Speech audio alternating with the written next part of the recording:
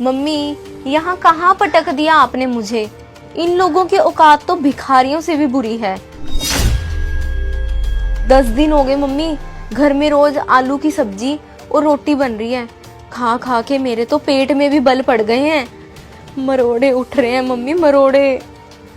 कैसे कटेगी इन भिखारियों के घर में मेरी जिंदगी। मम्मी, मेरी शादी को अभी सिर्फ 1 ही महीना हुआ है। इतने ही समय में 200 बार लोग अपने अपने पैसे मांगने के लिए आ चुके हैं। हलवाई, टेंट, मैरिज हॉल, कपड़े, यहाँ तक कि इन्होंने मम्मी नाई को भी पैसे नहीं दिए।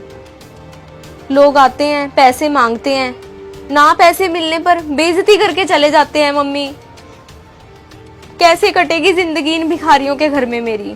अरे अंजलि, हमें तो बताया था कि लड़का बैंक में मैनेजर है, 30,000 रुपए सैलरी लेता है। सैलरी की पे स्लिप भी दिखाई थी। सब फ्रॉड था क्या? नहीं मम्मी नहीं, वो फ्रॉड नहीं था। 30,000 रुपए सैलरी तो है रवि की, पर मम्मी वही सैलरी के बल पर ना 10 लाख रुपए का शादी के लिए लोन लिया हुआ है। 10 लाख रुपए का। उसमें से मम्मी 16,000 रुपए तो सीधी सीधी किस्त कट जाती है लोन की। तो बचे कितने मम्मी? 14,000 रुपए। उसमें घर का खर्चा कैसे चलेगा मम्मी? कितने तो मेंबर हैं घर के। अरे क्या 10 लाख का लोन? अरे अगर 10 लाख का लोन ले रखा था तो उधारी कैसे रह गई? फिर पैसे मांगने वाले क्यों घर पे आ रहे हैं? मुझे तो ना कोई बहुत बड़ा जोर लग रहा है। कहीं ऐसा ना हो कि जो इन्होंने तुझे गहने डाले हैं वो भी नकली हो। तू ऐसा कर, सारे गहने वहां से उठा और एक बार मायके आ तू। चलो ठीक है मम्मी, मैं कोई ना कोई बहाना लगा के ना आज ही आती हूँ आपके पास। ये देख, शादी के सारे फोटो बढ़िया हैं तेरे। हाँ। नमस्ते मम्मी। नमस्ते पापा। नमस्ते बेटा। और कैसे हो आप? आ गई अंजलि? हाँ मम्मी, मैं तो बहाना करके आ गई। मैंने तो बोल दिया कि आज ना मेरे भाई का बर्थडे है, तो मैंने तो जाना है मायके बस। चल अच्छा किया तूने ये तो। बेटा, बहाना करके आने की क्या जरूरत थी? रवि को बता के आना था। और ऐसा भी क्या हो गया?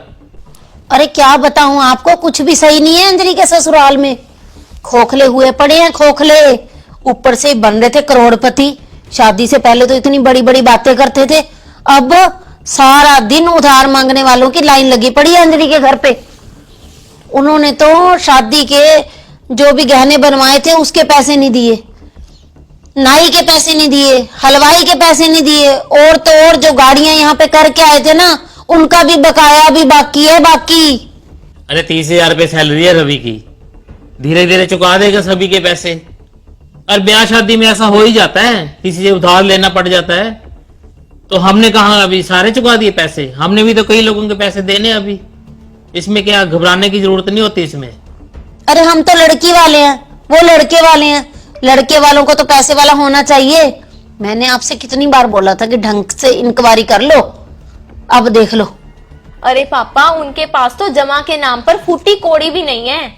और आप बात कर रहे हो 30,000 रुपया सैलरी की। 10 लाख का तो पापा लोन ले रखा है। 30,000 रुपए में से सीधा का सीधा 16,000 रुपया तो किस्त कट जाती है, बाकी बचे 14,000 रुपए। 14,000 तो ऐसे चुटकियों में खत्म, क्योंकि 3 बाइक है घर में, 1 गाड़ी है, उनके पेट्रोल का खर्चा, वाईफाई लगा हुआ है उसका बिल, 5 मोबाइल है, उनके रिचार्जों का खर्चा। इतने खर्चे तो खाएंगे कहाँ से पापा? देखा देखा आपने? और लेके आई है ना अंजलि तू गहने, दिखा मुझे गहने। बड़े बनते थे, कहते थे 24 कैरेट के गहने हैं, 24 कैरेट के। मुझे तो ये 14 कैरेट के भी नहीं लगते। अभी सुनारे के पास जाके ना चेक करवाती हूँ कि ये गहने सोने के हैं भी या नकली हैं। अंजलि बेटा, तू ये बता, वहां पर कोई गलत व्यवहार करते हैं तेरे साथ हो? नहीं नहीं पापा, ऐसी तो कोई बात नहीं है। नहीं बेटा, फिर भी बता दे, कोई तेरे साथ दुर्व्यवहार करता है वहां पे तो। बाकी रही खाने की बात, तू बोल रही थी दाल रोटी बनती है, सभी लोग वही खा लेते हैं या सिर्फ तेरे लिए दाल रोटी बनती है? नहीं नहीं पापा, वहां पे तो सारे दाल रोटी खाते हैं, कभी दाल कभी आलू। पर मैं तो दाल खा खा के ना परेशान हो गई थी। मेरे लिए तो फिर कभी दही, कभी रायता, कभी पनीर, सब कुछ आता रहा है। आप ना छोड़ो अब ये बातें, उनको तो मैं पूछूंगी अच्छी तरह। एक बार मैं ये गहने जाके चेक करवा लूं, फिर पूछूंगी उनको बारात में कैसे नखरे दिखा रहे थे। रोटी आधी कच्ची है, बारातियों का स्वागत ऐसे होना चाहिए, खाना ऐसे बनना चाहिए, सब्जी ऐसे होनी चाहिए। अब मैं देखना उनको देती पता। ज्यादा कचर बचर की ना, ये जूता देखे, माँ बेटी की हेकड़ी निकाल दूंगा 2 मिनट में। अरे बेटी को इतने अच्छे से रख रहे हैं, ये क्या कम है? सबके घरों में मिट्टी के चूल्हे होते हैं, मिट्टी के।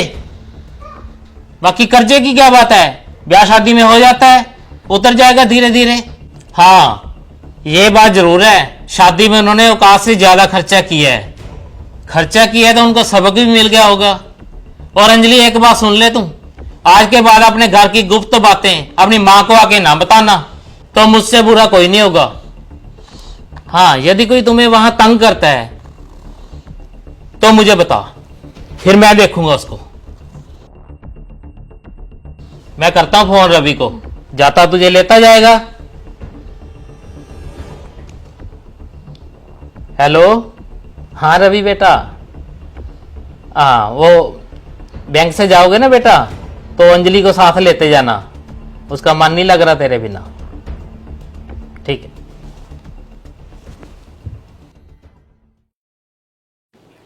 अरे अंजलि और बता, 4 साल हो गया अब तो तेरी शादी को, कैसा है तेरे ससुराल में, सब सही चल रहा है ना? हाँ पापा, 4 साल पहले आपने मुझे डांट कर वापिस ना भगाया होता ना ससुराल, तो वहां पर पापा सभी बहुत अच्छे हैं, मेरे ससुराल वाले, रवि भी बहुत अच्छे हैं पापा। अब तो मेरे देवर भी जॉब करने लग गए हैं, मेरी ननद की भी नौकरी लग गई है, और हमारे घर की ना आर्थिक स्थिति भी अब बिल्कुल सही है। अब तो सब कुछ ठीक हो चुका है पापा। देखा, सब्र का फल मीठा होता है बेटा। और आप लोग भी इस चीज को ध्यान में रखें कि अपनी बेटी के ससुराल वालों की पर्सनल जिंदगी में दखल ना दिया करें। और बेटी को ना सब्र करना सिखाएं, क्योंकि जो नया नया रिश्ता होता है ना, उसमें सब कुछ एक दूसरे को समझने में, परिवार की स्थिति समझने में थोड़ा सा समय लगता है। और जो आजकल ये होड़ चली हुई है ना शादी ब्याह में बहुत ज्यादा खर्चा करने की, ये बहुत ही ज्यादा गलत है। देखा देखी लोग खर्चा तो कर लेते हैं, बाद में यही खर्चा घर में लड़ाई झगड़े का कारण बन जाता है और रिश्ते टूटने की कगार पे आ जाते हैं। तो मैं तो आप सभी से यही कहना चाहूंगी कि तेते पांव पसारिए जेती लंबी सोर। तो आप लोगों को हमारी ये छोटी सी स्टोरी कैसी लगी? अच्छी लगी तो इसे ज्यादा